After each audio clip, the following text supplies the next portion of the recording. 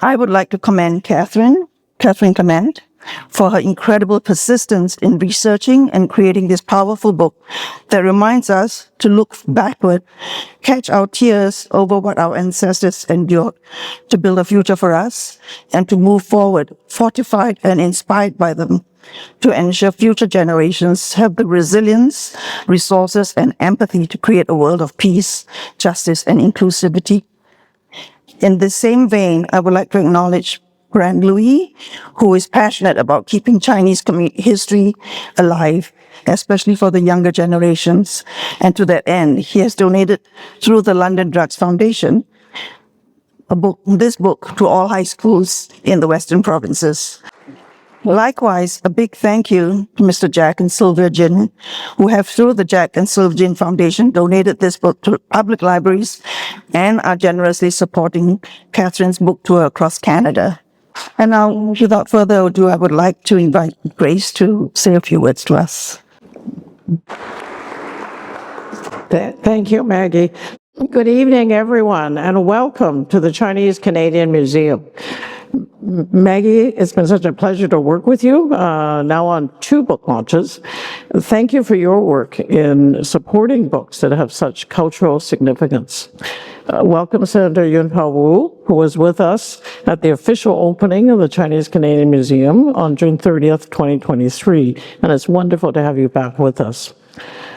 Our opening national exhibition for the museum was the paper trail to the 1923 Chinese Exclusion Act, curated by our much beloved Catherine Clement. I recall many conversations with Catherine, starting probably 2019 or so, on our hope that these important stories embodied in the paper trail would be the opening exhibition at the newly formed and first ever Chinese Canadian Museum. At that point, we had no idea where the actual museum would be located, so many steps were actually taken in faith that it would work out. But it did work out, and so Catherine, thank you for having that faith in us. Since opening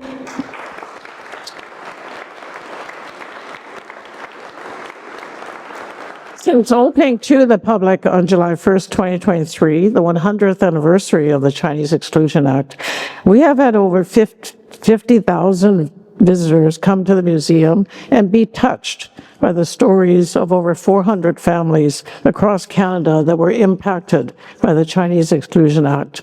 We have had family pilgrimages from across Canada, multi-generations, to see the papers and pictures that they may never have seen before. And for some families who wondered where their family papers were, we have even been able to help find those papers. I think the impact it had on people is evident by the overwhelming turnout today for this book launch.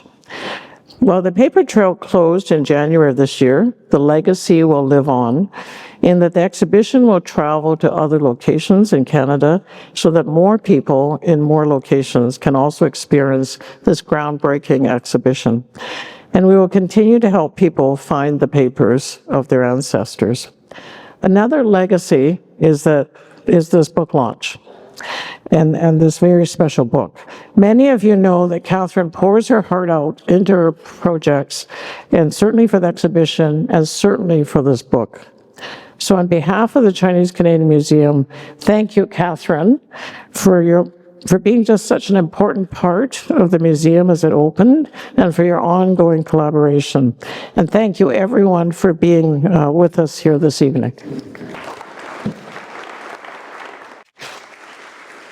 Maggie, Grace, Melissa, Catherine, Brent in absentia, Jack, and all the others who made this event and this book and the exhibition possible. Thank you for bringing us together this evening to remember the exhibition, to celebrate the book, but above all, to remember the people, the faces, the stories that are reflected in this book, and which not so long ago adorned the walls of this museum, including Mr. Jiong Tong, I understand, is the person on the cover. He and the many others who have been immortalized because of this amazing exhibition put on by Catherine Clement. You know already that this exhibition will be taken on the road, and so many other Canadians will be able to see a parts of it. We have a book that young people can read and learn about.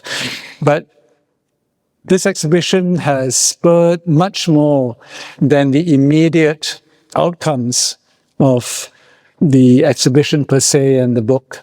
They have spurred Chinese communities across the country, not-for-profit organizations, cultural groups, to hold their own events to mark the 100th anniversary of the Chinese Exclusion Act and to remember the Chinese immigrants who came here to build the railway and who paid a big price for it.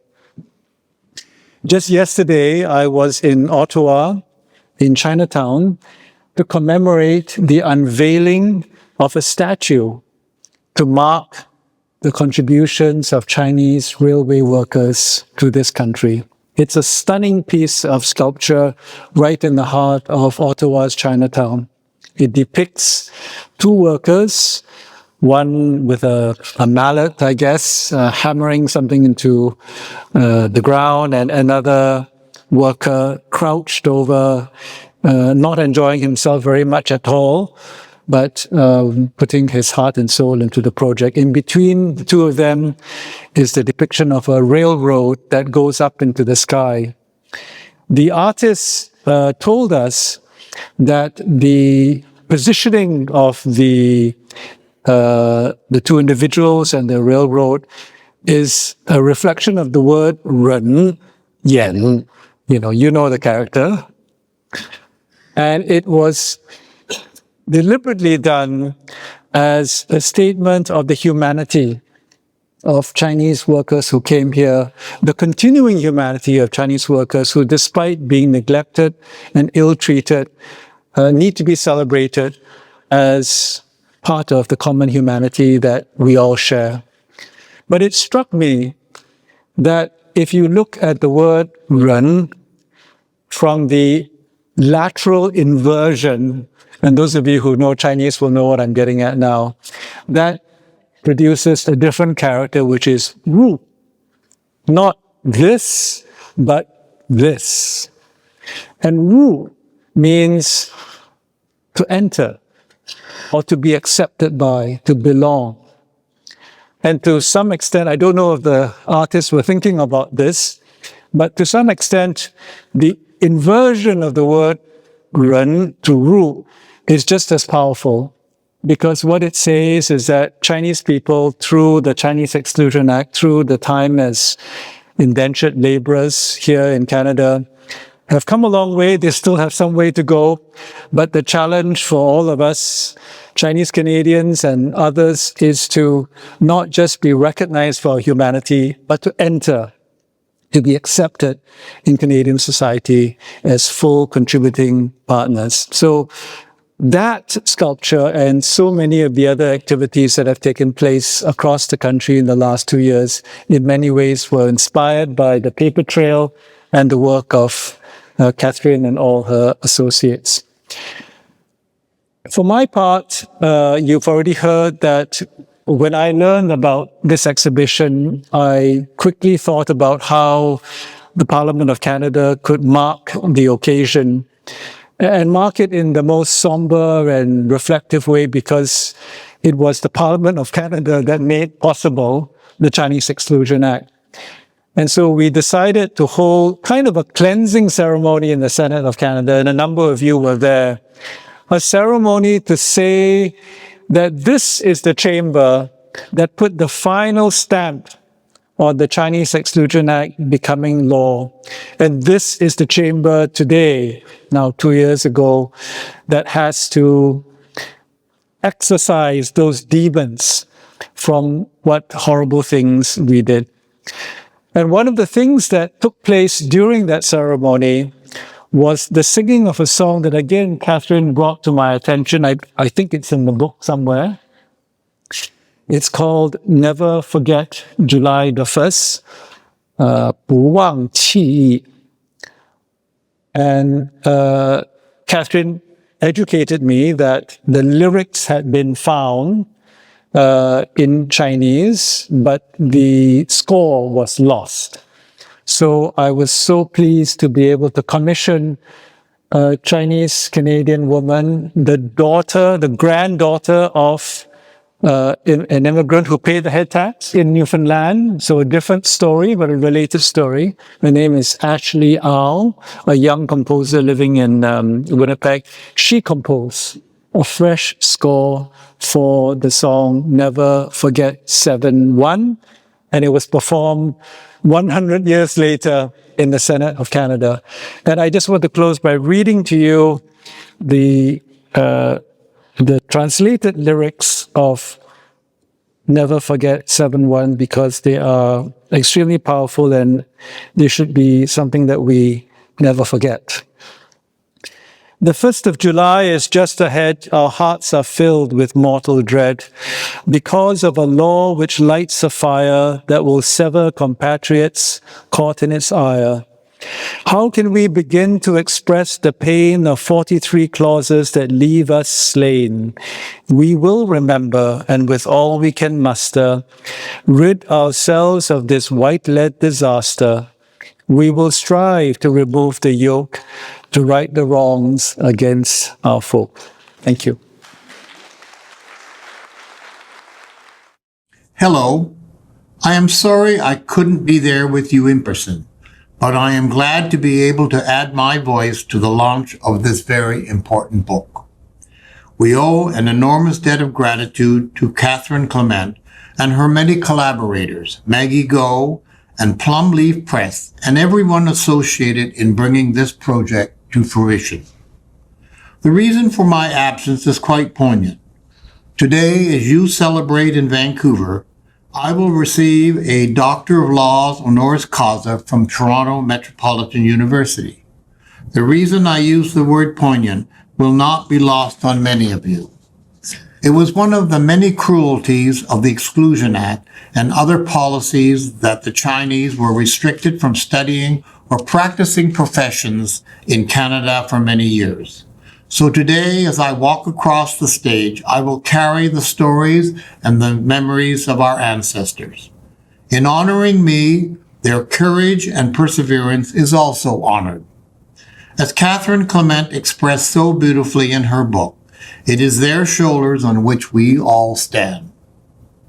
In the final pages of the book, Catherine asserts we must not go back to being silent, especially in this particular moment in time. This is particularly important.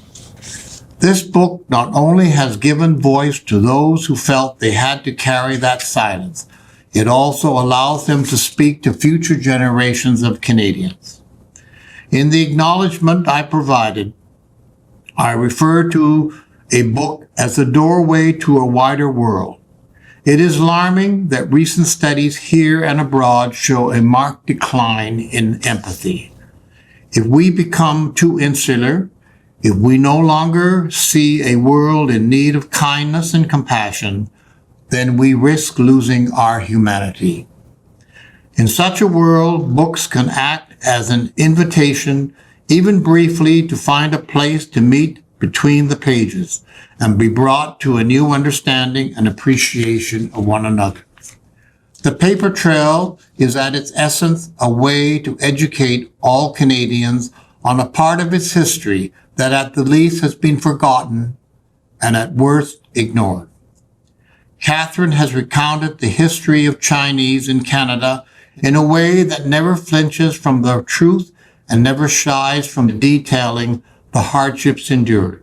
These two are vitally important if we are to understand the full and complete story and how the impact of the Exclusion Act and all other measures enacted are still being felt today. Once we know the truth, we can never go back, and this book holds our history up to the light so all can see. As Maggie Go may have already shared with you, the London Drugs Foundation has donated copies of the book to high schools across Western Canada. This is in large part due to our commitment to the education of young people. I believe to educate is not simply the act of telling you how to think. The wisest teachers lead you, in the words of Gillibrand, to the thresholds of your own mind. It is my sincere hope that this book will do its work now and in the future. It will serve all who read it to step across that threshold and be altered by the experience. We are living in interesting times, and never has it been more important that we understand our past in finding new ways forward. Currently, we are seeing other countries try to erase the history of people who helped build those nations. Here at home, we must remain vigilant. We must guard against losing ground on how far we've come. We owe that to our children and all our future generations. However flawed or imperfect we may be, Canada must remain united, strong, and inclusive of all people. Thank you. Thank you, Maggie. How's that? Those are heavy words from Mr. Brant Louis. And underscores the importance. I'm not normally nervous when I come up to speak, but following that guy, Brant Louis, and Senator Wu, well, it underscores the importance of this evening. It was sold out at 100, and isn't it wonderful that all these people here have stepped up, like we're supposed to now, and disregarded the fact that we sold out at 100. There's about 300 people here, and more people wanted to come in. Is my grandson here? Yeah. I did prepare some notes so I don't go offside. I am a original East Van guy, so I can go offside. Let me wear this. So, the Jack and Sylvia Jin Foundation, very honored. It's a privilege, and I see it as a duty to support this museum and Catherine Clement.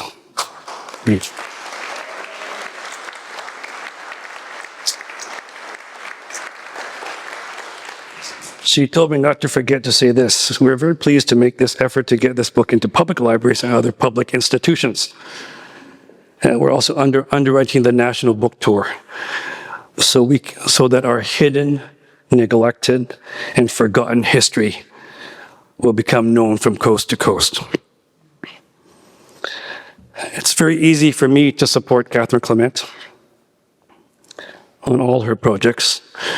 She had at least a 15-minute sales pitch when she called me one day, but I cut her off and said, "Catherine, you got me at 3 minutes." Her impressive work is always for the greater good of our community. It's so selfless what she does, with such passion. And it's the same mission of the Jack and Sylvia Jin Foundation. We're here to contribute to our community. And I tell people, it's a lot more fun to give when you're alive than when you're gone. But Catherine, this project, the paper trail, hits home hard for me. My grandfather, Kendall's great-grandfather, if my grandson were here, it would be his great-great-grandfather. Arrived as a boy in 1919. Officially, he was 14, but this photograph, we peg him at about 11. How he survived and persevered under the entirety of the exclusion period makes him a hero to me and perhaps to you too. Anyone who lived in Canada as a targeted, stateless alien in this period would have been traumatized and affected forever. And for those with family, they too would have been affected. Some with generational scars that we bear in us today. That was his family he left behind. He was known as Don. I knew Wing Dan Jin when I was a boy, younger than my grandson is today. I was often left at his corner store to be his sidekick. He had retired from the steamships that went to Alaska. Is Henry, you here? No. Oh. Yeah, I think his grandfather also worked the steamship lines. So he had retired from the steamships that went to Alaska, only to work 7 days a week, minding his business on 16th and Camosun. And for some summer months, I was his sidekick. He was a good man, a smart man who showed me how to talk to white people and to all people in his kind and engaging and gracious way. And I remember when his serious face with his penetrating eyes gave way to a wonderful smile when he gave me a silver coin, pay perhaps, for being with him for one summer. I loved my grandfather. When he wasn't working, he didn't have much to say, didn't talk much, but I could feel the hurt and the harm of his past. Even as an 8-year-old boy, I could feel that. I could see that. Without any words, I knew there was unspoken deepness in his being. He had weathered a terrible storm, not allowed to bring his wife across to safety. He was a husband denied his bride, and a father denied fatherhood. These kids in this picture did not see their father for another 14 years. And he had to survive those 3 wars and save his family from the subsequent danger. The historians here will know what that means. To me, he always looked tired. To him, I must have looked like a ball of energy. I did not know he was going to die, like a salmon after achieving his life's mission. He came out to die in front of me and a few others who are here today. He knew he was going, and he didn't say a word. He was too young, and I was too young. And on that day in 1971, I lost my connection to our Canadian past. And this book connects us back and unveils a history that Canada is not proud of.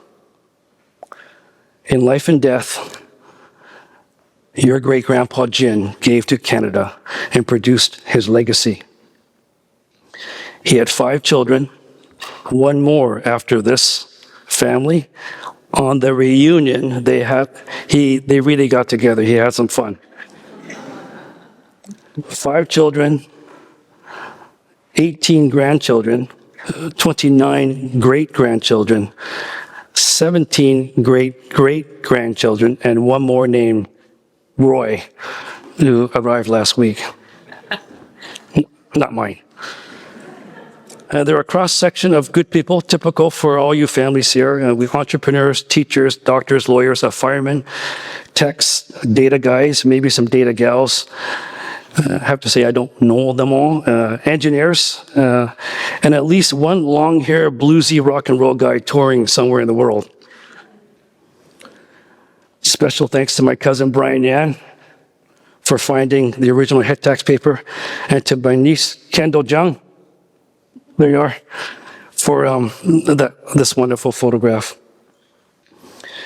And of course, to Catherine Clement. It feels like it's been at least 3 years since you got me after 3 minutes. Am I supposed to introduce her? Oh, all right. So, without further ado, the great and wonderful Catherine Clement.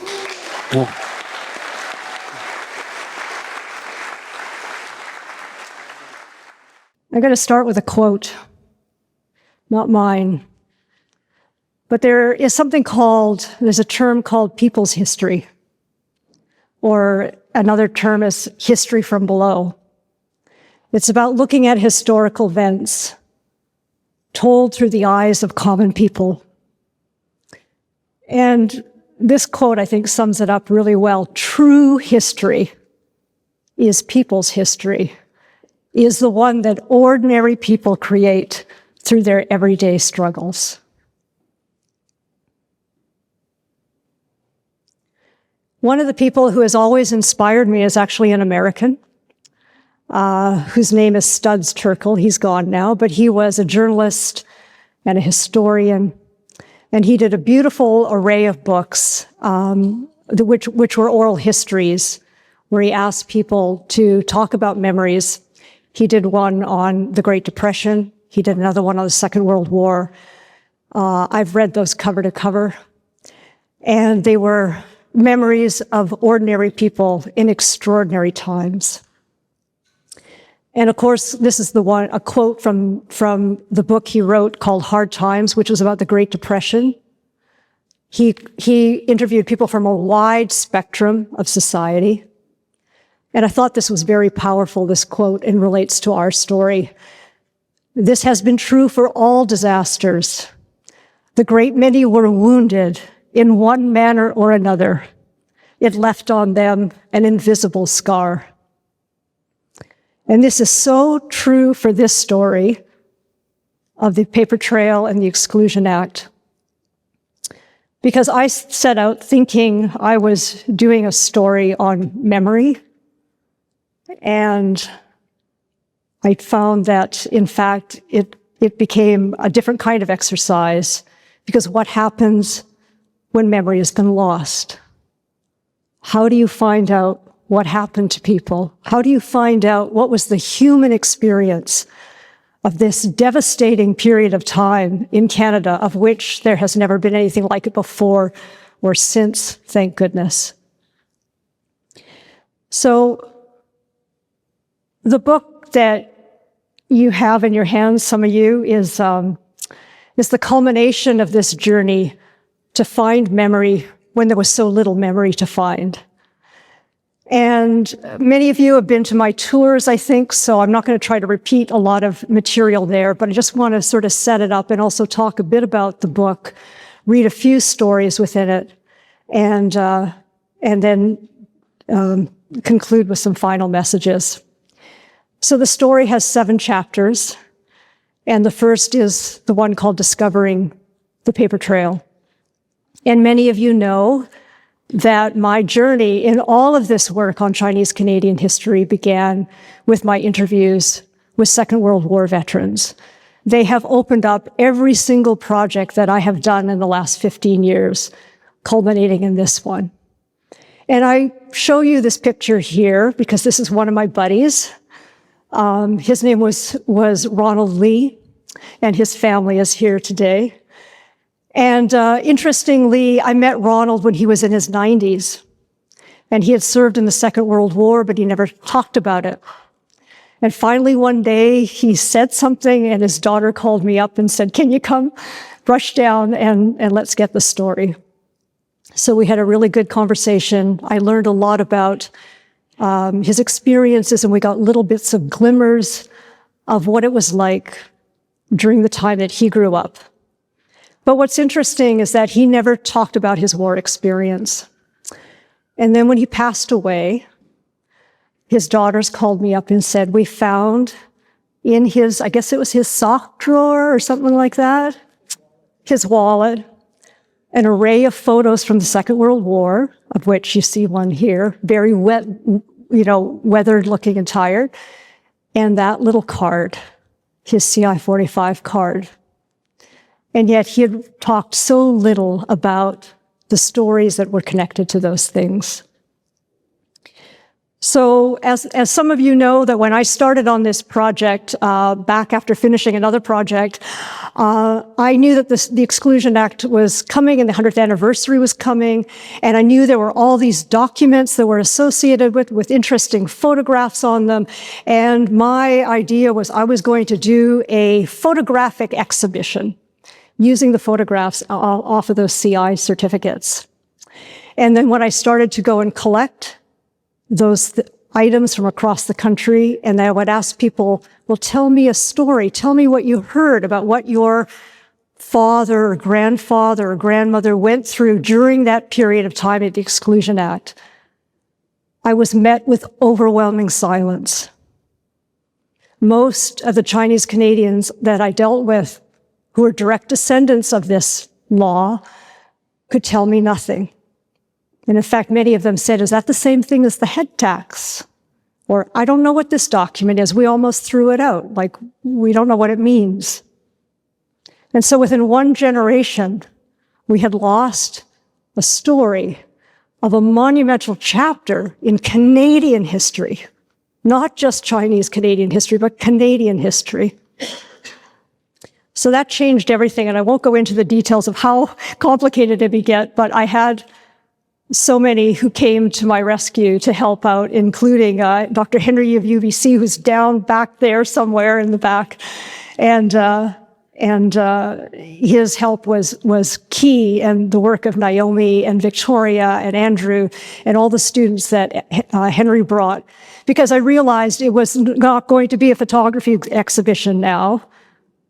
It was going to be the 100th anniversary. If there ever was a time to find the real story of what really happened to people, it was the 100th anniversary. If not now, when? And that started a whole different project, which became monumental and big, but it was really a process of discovery for me, and has forever changed who I am. So the book starts off with a preamble about how I got into this to begin with, and then it moves into a section called The Arrival of the Cruelty Act. In the exhibitions, by their nature, a lot goes on to the cutting room floor. You can't fit everything in.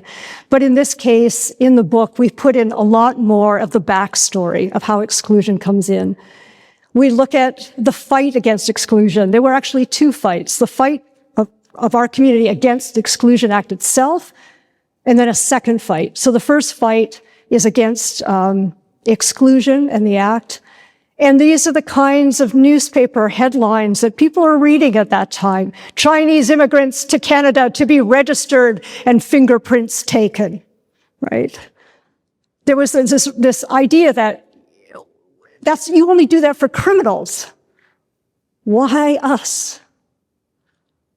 And then we have information and articles which look at how the Chinese fought back, the kind of things where they were meeting, and then they went to the Senate, and then they were ignored.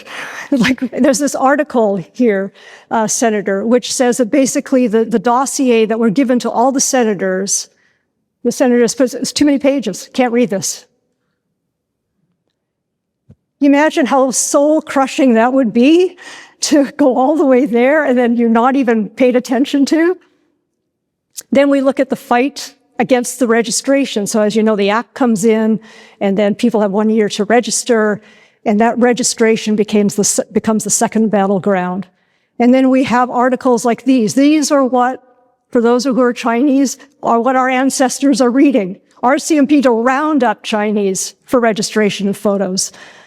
And you imagine what's going on in your soul at this time? Like, God, we're unwelcome. Like, what's going to happen to us?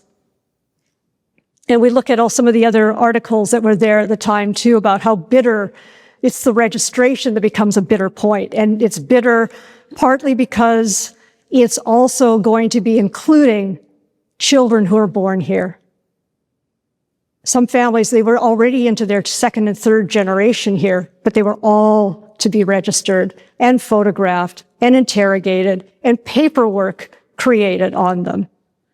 And there's just some of the other articles that we look at. So we do a better job than we did in the exhibition of setting up the background of what happened. And this is an example of how all the children are now photographed. And this is like Ronald Lee, who are now given a certificate. We also find that most families wait till the very last weeks to get their children registered because they're hoping that they won't have to. And we go on and we look at the first guy to ever register. He was in Ottawa. His name was Harry Hamilton, believe it or not. We look at another story of a fellow who shows up in Calgary and he's thrown in jail because he's not a merchant, and he came in as one. And then we look at, this is a rare one. It's actually, it's a white child who gets registered because he has been adopted by a Chinese father. So all of that is setting up the backstory to this. The heart of the book, the real soul of this book, is this really humongous chapter 3, which is called The Experience of Exclusion. And this is where we bring it down to the real individual level, the stories of people and what they went through. Now, this was the hardest chapter to work on, and I have to thank Naomi and Brenda Van Engelen, who worked with me to try to narrow down what stories we would put. We have over 700 certificates and stories in the archive at UBC. So naturally, we couldn't put every story in. So what we started to do was to look for themes. What are the different themes that keep re-emerging in all these people's lives? And then we started to look at also, of course, this was a national story. So how do we cover what happened in places like Montreal and in Newfoundland and in small town Ontario? And so we made choices based on how we could represent the country and the experiences of people. But basically, this chapter is divided into 2.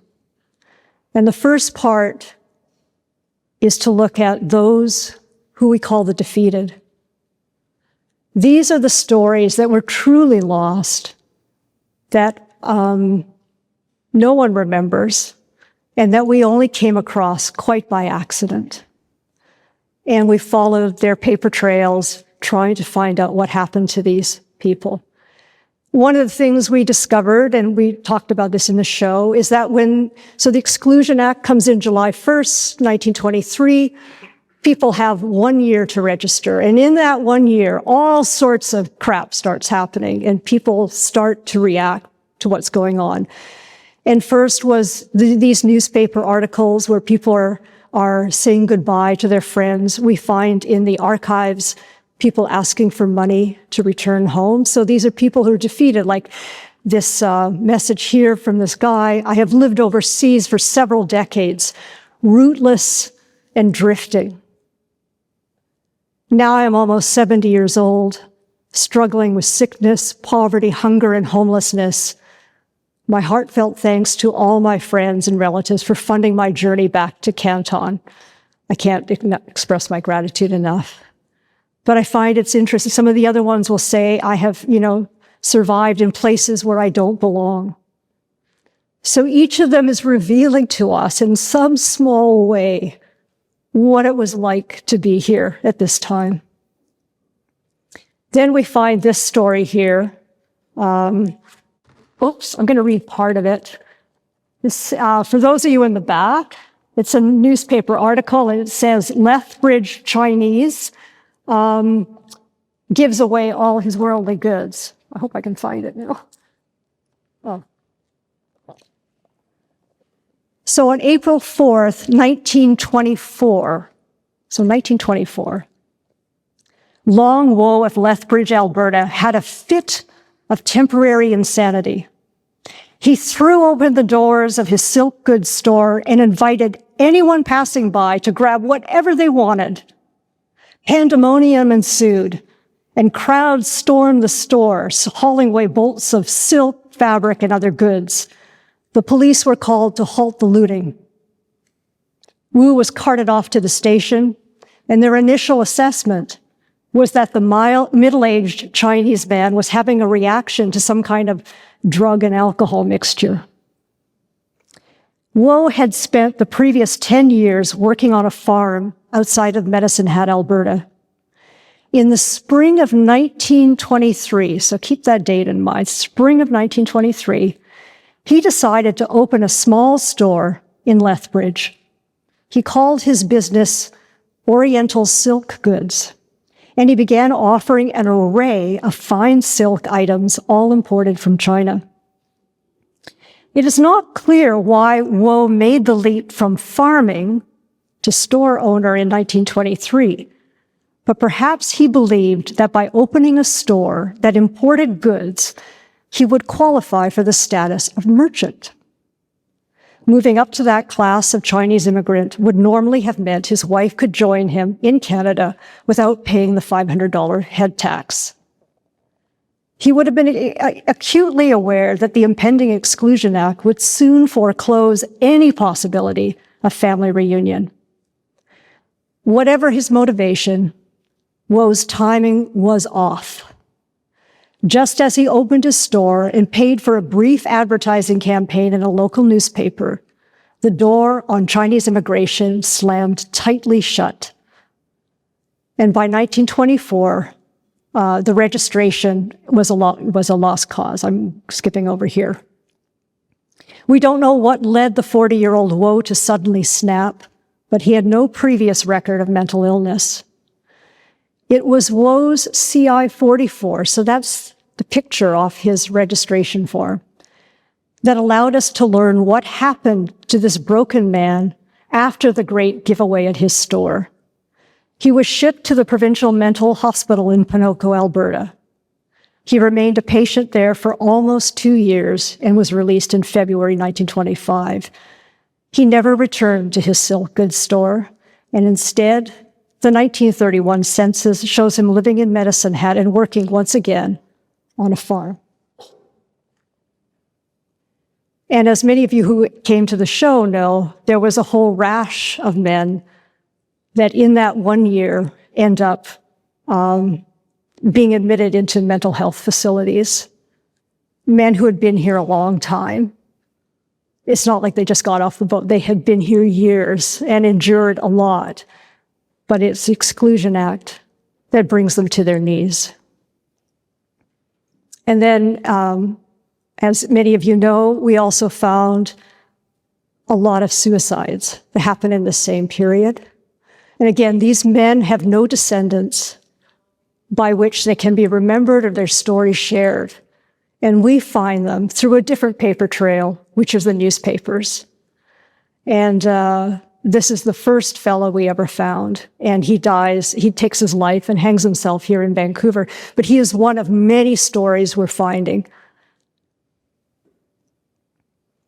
So there's more stories, but we look at those who are defeated by it, and we owe them some of our time and attention and heart because they really paid a terrible price for that act.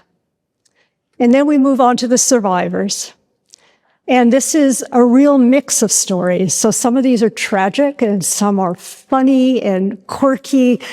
And it's just a real wide range of things. We look at marriages, mixed marriages, and what happens in those relationships and the price those couples often pay for that mixed marriage. What happens when a Canadian woman marries a Chinese man and losing her whatever nationality she has of being Canadian. We look at stories of marriages where young women who are Canadian-born are actually forced into marriages with much older men who had been born in China.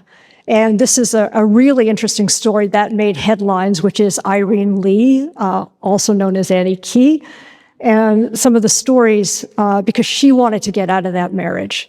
So we have found a number of stories of these young women, and it attracts so much attention because it's so rare. We also look at family tragedies. There were so few families here. And so when something did happen, it could be catastrophic to a family. We look at Lee Sing Wong and her story of becoming a widow and having to raise her children on her own. And so she's living at a time that it's not only a lot of sexism, there's also racism, and she's a Chinese woman trying to survive. So we look at how ingenious she was at keeping the family together after her husband died. Another story that we look at is what happens when both parents die. And this is a family which is,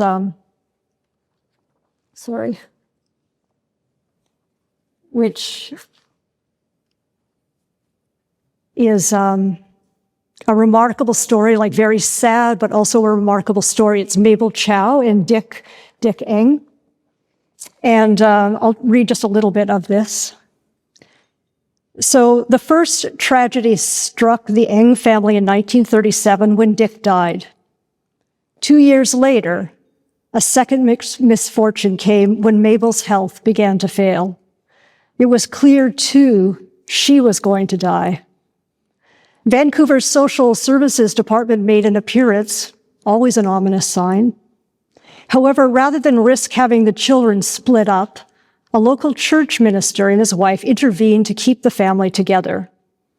Mabel's oldest daughter, who was Hazel, was only 6 months shy of her 18th birthday and an age at which she would be considered an adult. So the minister averted the separation by convincing the authorities that the children would be fine once Hazel came of age and became their legal guardian. On a warm August day in 1940, Mabel quietly slipped away. Her death left behind 9 children, ranging in age from 4 to 18. 4 months later, another of the daughters dies. The remaining children are now on their own. Some deep yet unknown divisions within the extended family meant that the maternal grandparents did not offer any support to the children. Fortunately, kind-hearted people pitched in to help. One man took the children to Chinatown's gambling dens, introduced them as the Eng orphans, and asked for donations. One Chinese bachelor who worked on a ferry brought them food from the ship's kitchen. Another man who was employed in a brothel rode the streetcar to bring them groceries. Kindnesses like these from bachelor men who had little themselves helped the family pull through. And that's the period, that's the children. So we also look at a family that loses half their children. They have 10, and half of them die within a very short period of time. And then the wife dies. And yet, of those 5 children that are left, 4 of them offer to serve for Canada in the Second World War. We also look at stories of rejection and racism. From Johnny Shewan, who had to sit at the back of the bus and was often teased in his work because he was the only Chinese guy on the work crew, to Bill and Jack Wong, who many of you know, who both had degrees, engineering degrees, but could not get work at the city or any other place and wound up running a tailoring shop till their 90s. To a fellow in Moose Jaw who remembers telling his grandchildren that there was a time in Moose Jaw where all the white people were wearing a button that said purely English. Now, there's more to the story when you read it, and to a story we found in Little Gleason, Alberta, of Yin Fun, who got really, really sick, and no white doctor would treat him, and he was on the point of death. And it was actually the Indigenous band that was right in that area who had met him in the restaurant and who took him in and actually nursed him back to health. And he was forever grateful all his life for that. To this story, which is about Su Hoong Dang. Victoria, you'll remember this one. We called it The Last to be Served. Sometimes racism expressed itself in subtle ways that could humiliate and sting. Su Hoong Dang was the mother of 7 children and helped in her husband's tailor shop in Vancouver's downtown east side. In the neighborhood was a large, bustling department store called Woodward's, a landmark in the city. Joe Dang, one of Su Hoo's sons, remembers, quote, "There are vivid recollections in my mind as a youngster and still clinging on to my mother's skirts as she tried, in vain, waiting in a shopping crowd for someone to serve her at a Woodward's counter department store. She was constantly bypassed until there was almost no one left. Race discrimination was very prevalent, and the sight of her vainly trying to attract the attention of the clerks as they continued to ignore her lingers in my heart and is still devastating and disheartening to me. The sadness still is here and lingers with me as I flash back on the thoughts of the shabby, second-class treatments endured by both my mother and father. She looks so sweet. So again, what we found in many of these stories is racism is not always overt. It's not always getting beaten up or have your house torched. It's sometimes these small, subtle pinpricks that people endured and had to still remain stoic and proud and not get rude or bombastic. We also look at stories about poverty and the Great Depression. This story of Choi Lee, who struggles to find enough to eat, even though he's working in a restaurant, and it's actually quite funny. To this woman who ran out of options at a time where there were no social supports for Chinese. Her son remembers that one day she caught a skunk, and she killed it and fed it to the family for dinner. To Chen Sing, who was a man who was very successful. He was actually in our exhibition, but his story is very much, he did everything. He came for the railroad and he bought some property and he ran a ranch and he did everything well. He had children, he had a wife. And then in the Depression, he loses it all. And you imagine what he might have thought at the end of his life, after all that he had been through, that there was nothing left to leave his children. And he winds up in Vancouver. And we also look at the many stories of those who adapted, including this guy, Dan Lee. I love his story. It's sort of fun. He just really wants to fit in. He's living in Owen Sound. And he learns to fly fish. He learns English at the time when no one's really teaching English, but he learns it, and he learns how to pull maple syrup, and he does everything he can to blend in and be like everyone else. To this guy, Jack Lum from Vancouver, who lives so frugally. He doesn't even have running water, and he saves every bit of money that he can. But he winds up being so wealthy, even though he's frugal, that he winds up having a lot of people owe him money. And the lovely part of the story is that when he dies, in honor of him and his generosity, his family forgives the loans that people owed him, the money that people owed him.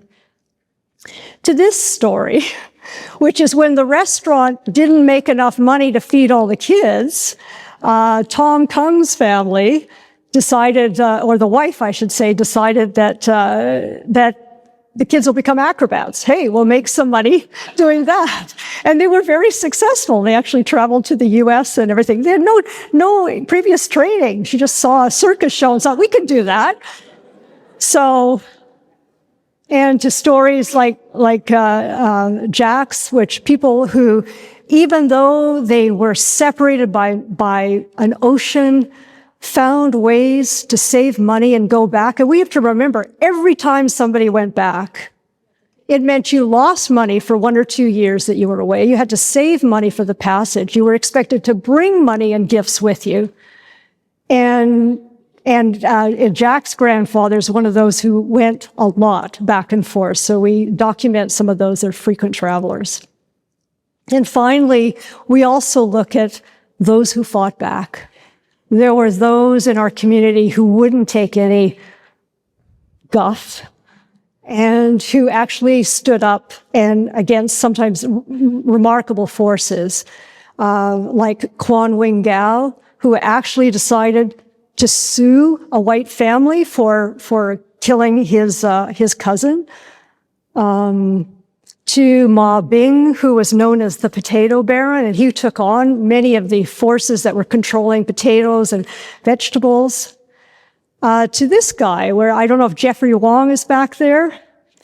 This guy is remarkable. We look at a guy that was called the King of Thugs.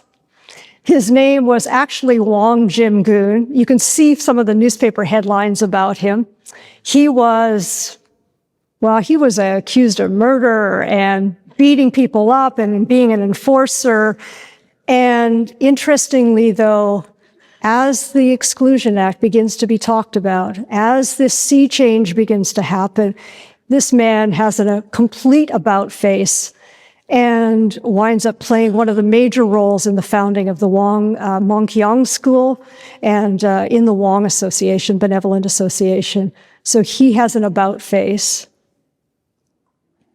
And finally, this section ends with a story that Andrew found for me. Good old Andrew.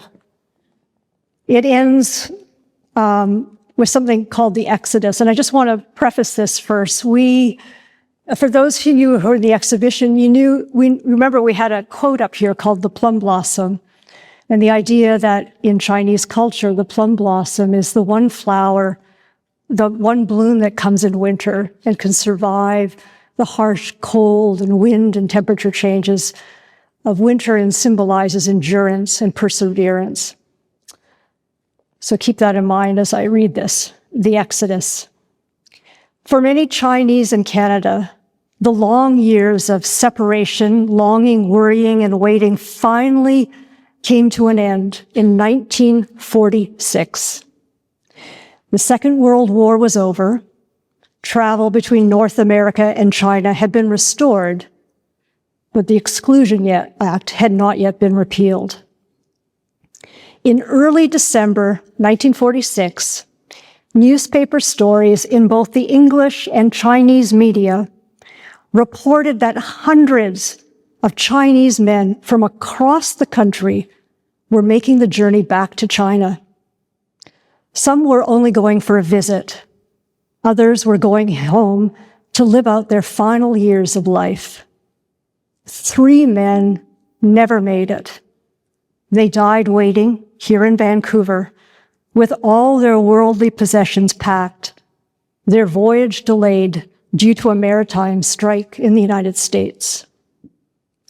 Canadian historian and author Pierre Burton was at the train station in Vancouver to witness the Exodus. He spoke to some of the travelers and described what he heard, quote, "Many of the older ones will not return. They are too old to work, too sick in many cases to care. Their life in Canada without a family has been a lonely one. Thwarted by an 8-year war from making the trip they desired long ago, their only wish now is to get back to the country of their birth." End of quote. The elderly men returning that day were like plum blossoms, the only flower able to survive the harsh cold of winter. Like that winter flower, they had made it through the most miserable of times.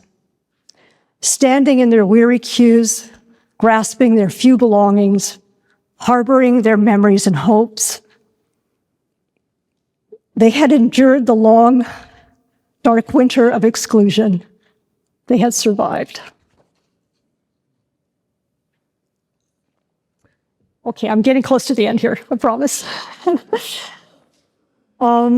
Next chapter, chapter 4, is a very important chapter because it's the chapter that pivots the whole story. It's called Sowing the Seeds of Change, and it's about the war. And something so ugly as a war actually is something that began the big change for the Chinese Canadian community. And so in this chapter, we look at a variety of stories of different men and women that served on the home front in Europe, in Asia, in the clandestine operations. We even look at some of them who wound up in the United States serving for the military there. We also look at how once the war is over, some men, like the men who worked in Force 136, were just left, just abandoned.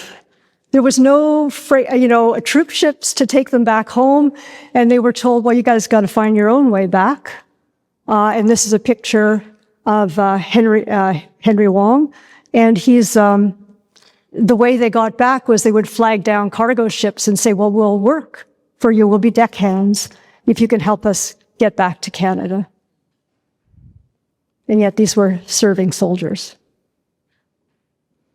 We also look at loss for families. This is two different brothers, Brant Louis' relatives, Ernie Louis and his brother Quan Louis, and one comes back and the other doesn't.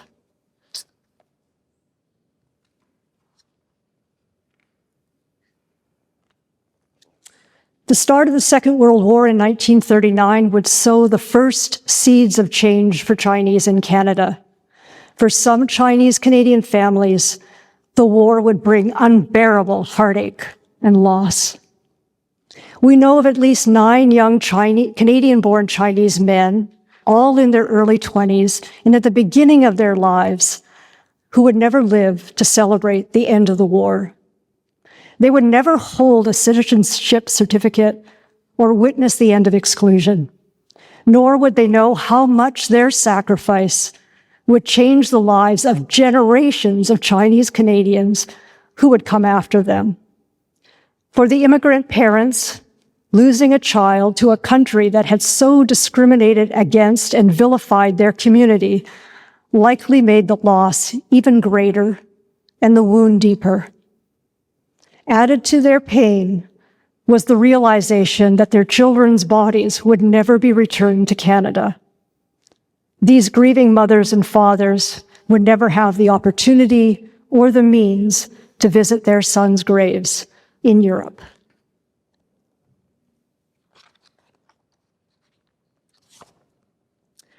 At the end of the Second World War, the Chinese community could proudly look back knowing they had done their part for Canada. The community had purchased large numbers of victory bonds to support the war effort. They had helped build the aircraft and the ships and helped make the ammunition needed for the battlefront. They had recycled their metals and rubbers. They had patrolled neighborhoods, stood on watch over sea lanes, and been ready in an event of an invasion. More importantly, their sons and daughters had served the country with distinction.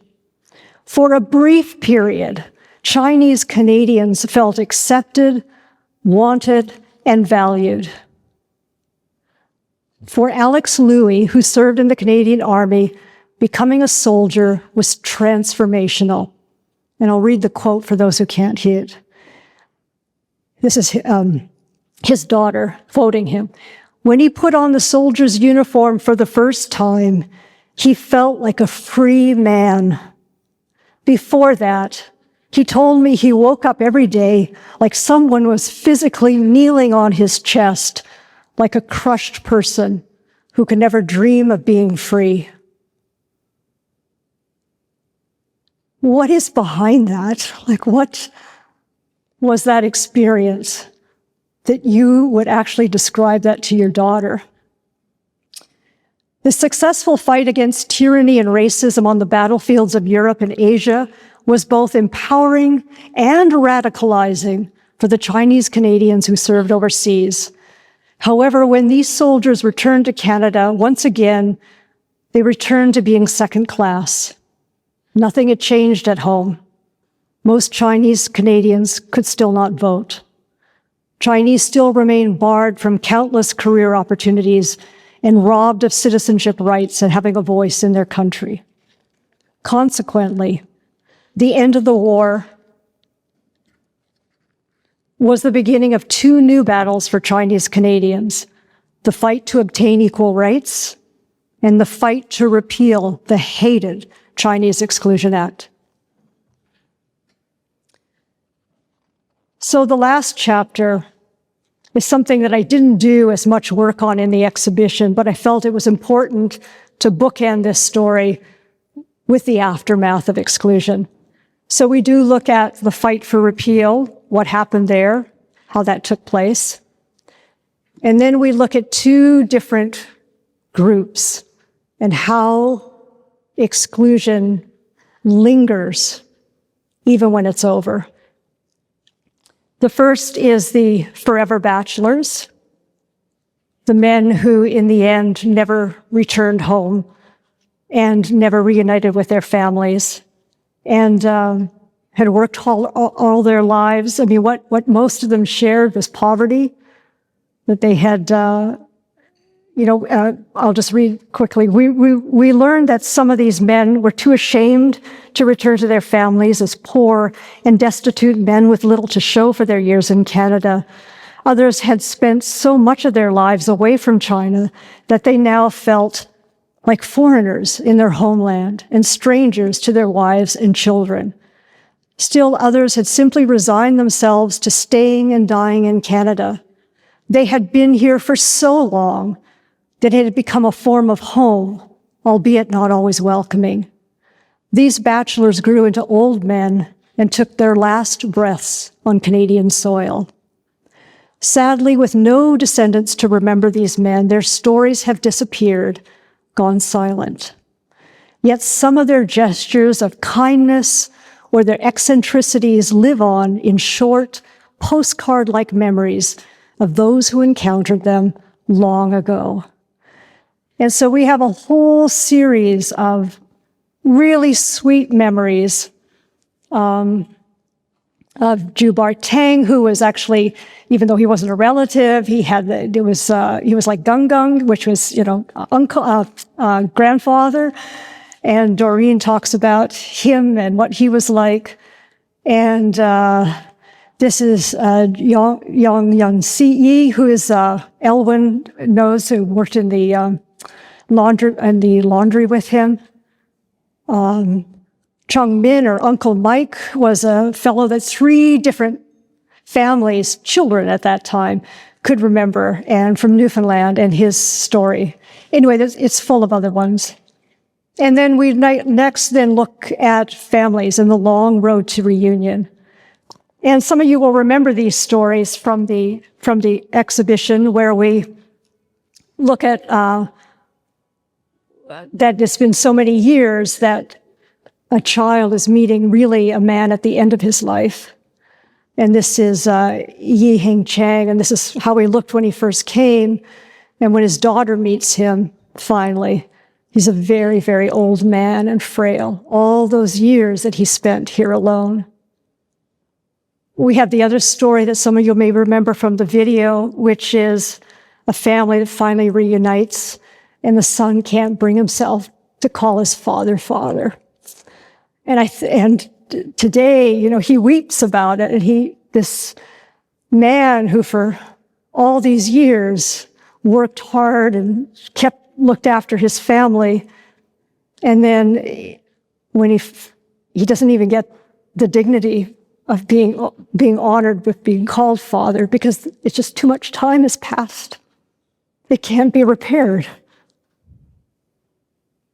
This is a really lovely story, The Gift of Reunion, and I won't go into it, but except to say that we solved who's the people in this picture. This is a very well-known picture, that no one knew who these men were, and that story helps to solve this picture.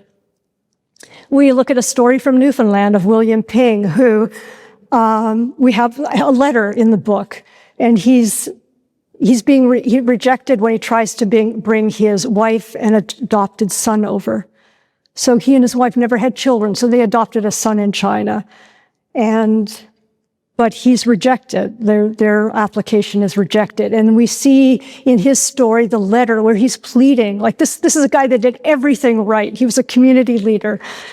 But in the end, the wife says, well, if the child can't come, then I'm not coming, and you're on your own. So...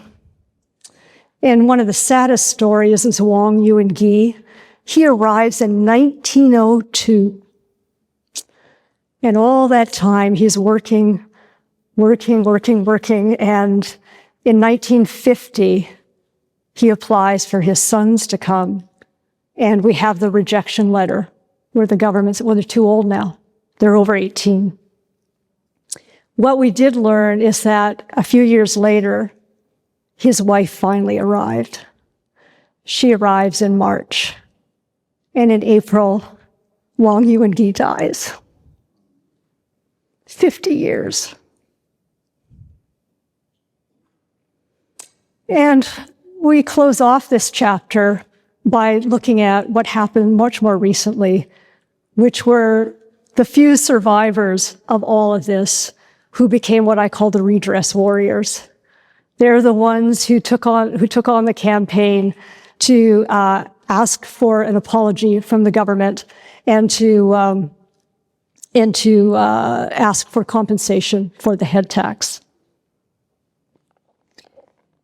When it came, the government's apology focused heavily on the Chinese head tax. There was little mention of the 1923 Chinese Exclusion Act and the almost quarter century it was in effect.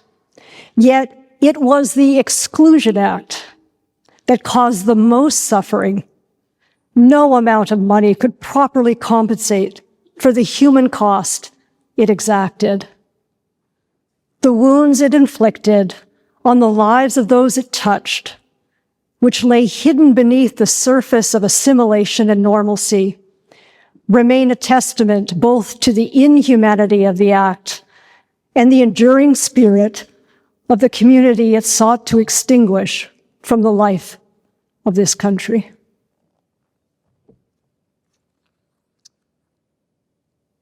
Okay, so chapter 6, we look at what we did 100 years later. One of the things that when we were doing the research, we were looking for, is there any photos from 100 years ago? Were there any buttons? We talked about buttons and posters, and there was nothing. So I thought, we don't want to make the same mistake again. 100 years, when people look at this, we want them to know what we did. So this is where we start off with the senators, like you said, cleansing, and then going on to some of the photos that were taken here and taken in different exhibitions and programs that were held across the country. This is where Maggie told, I had so many pictures, I think about 8 or 10 pages of pictures of many of you. And I handed it all in to Maggie, my publisher, and she said, you gotta change the end. And I was so tired and I felt so defeated, but she said, you can't just end it like that.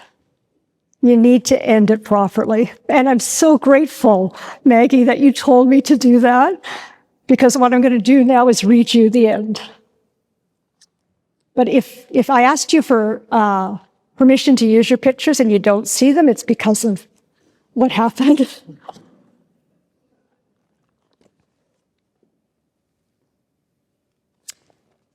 Remembrance. I hope I can get through this. Remembrance requires something to remember. But what if we don't know what we should remember? What happens when silence extinguishes memory?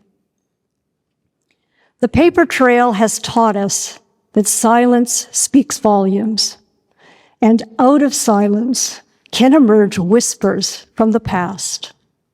We need only listen. Through this 100th anniversary commemoration, we learned how early Chinese Canadians buried the pain and humiliation of the exclusion years by staying silent. The consequence was that within a single generation, memory was lost, and a monumental chapter in the history of one community had all but disappeared. For me, and for hundreds of other descendants of early Chinese Canadians, unearthing these buried voices has been deeply rewarding and emotional, and has fundamentally changed who we are and how we connect to our past. The process of discovery has led us to feel both great empathy for those who went before us and a sense of debt and gratitude to them. At the same time, we have awakened strong pride in the Chinese community's ability to endure, to overcome, and ultimately to flourish.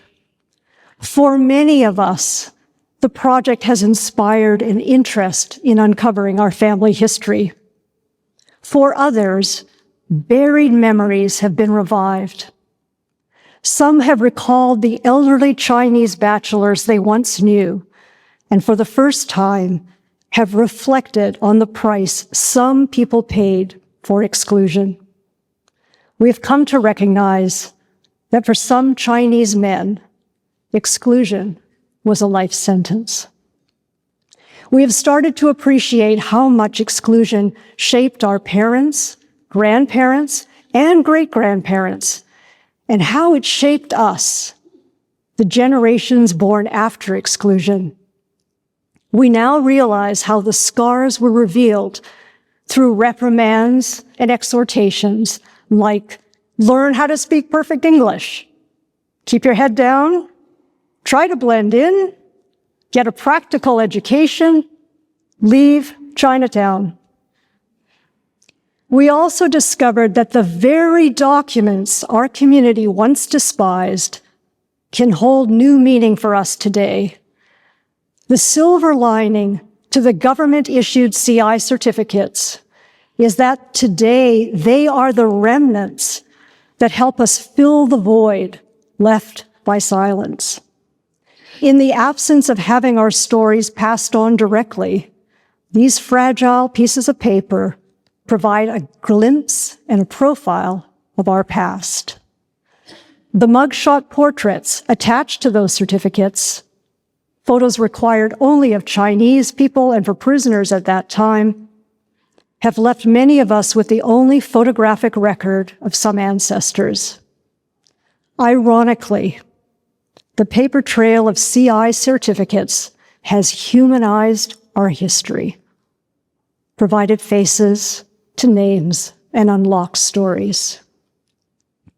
Unfortunately, Canada's past cannot be changed. Only our present and our future can be shaped by the lessons we glean from the mistakes we made as a country and as a community. After all we have learned, we must not go back to being silent. It is now the duty of a new generation to pass on to future generations all that we have discovered and felt and remembered.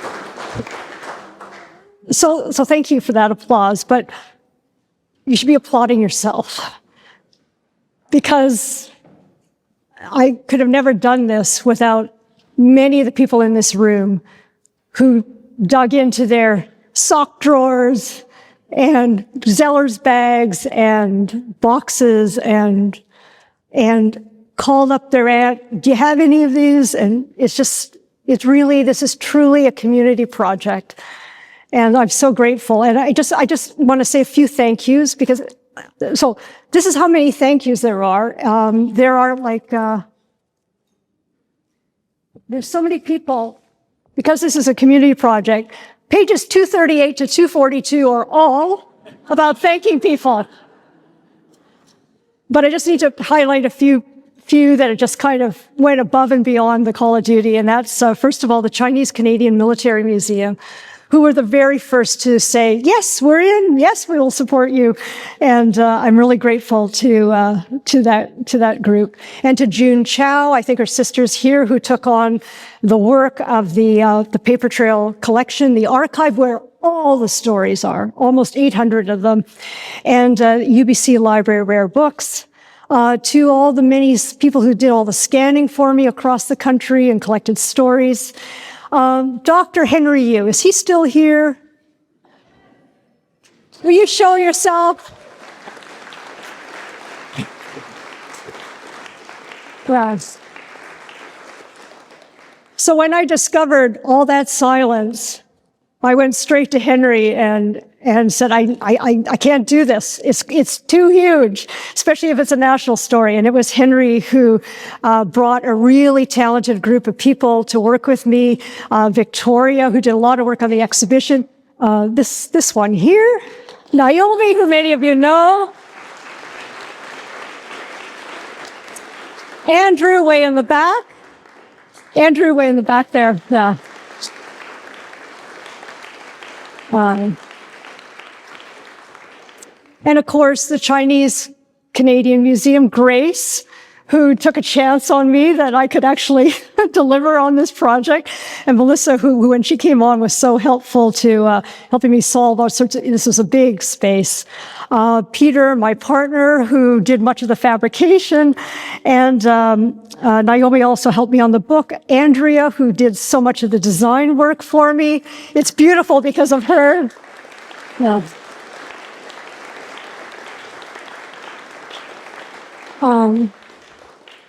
And Maggie, you were an author's dream. Whenever I said, we can't do it in that many pages, she would say, well, how many more do you need?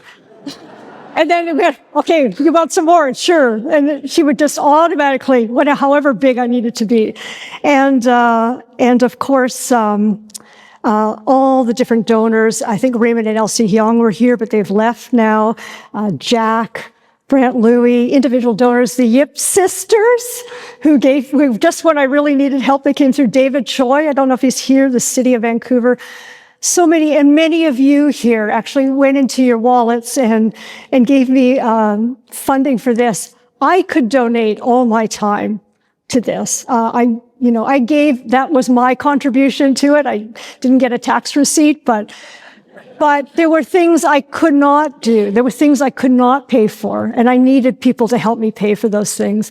And I'm so very, very grateful to all of you. This is your book in every way. I can't say that enough. It's really all of ours. So thank you, and thank you so much for all your support.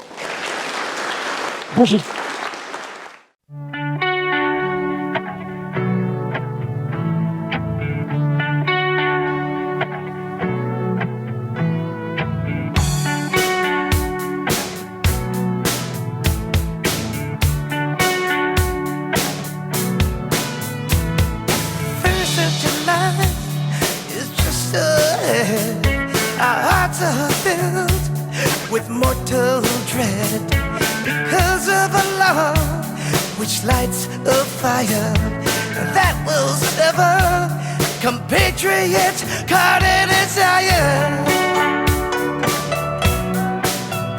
The thirst of July, never forget. Never forget. The thirst of July, never forget. Never forget. The thirst of July, never forget. never forget. How can we express the pain? 43 clauses that leave us slain. We will remember with all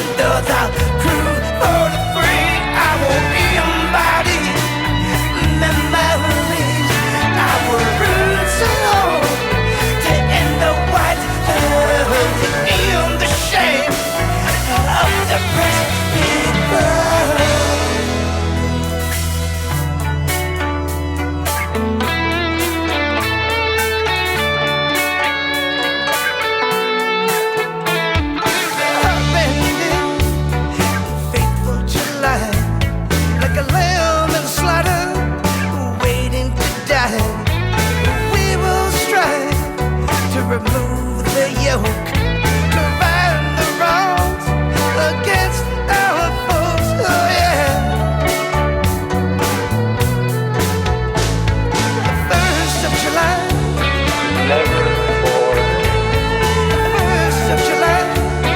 Never forget. The 1st of July. Never forget. The 1st of July. Never forget.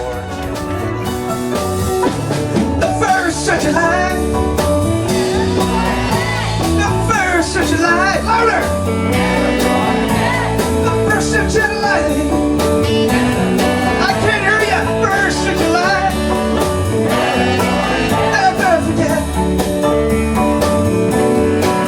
Never forget. Never forget. Never forget.